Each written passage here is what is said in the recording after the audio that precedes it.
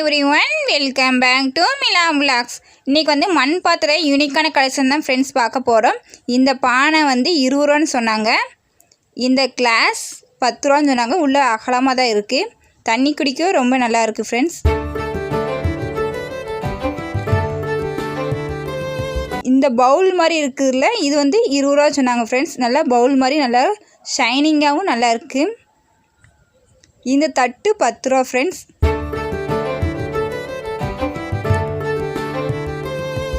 இந்த பெரிய பவுல் மட்டும் 50 ரூபா சொன்னாங்க ஃப்ரெண்ட்ஸ். தயிர் ஊற்றி வைக்க நல்லாயிருக்கு ஃப்ரெண்ட்ஸ். உரையும் செய்து நல்லா வந்து தயிர் வந்து நல்லா ஸ்வீட்டாகவும் இருக்குது.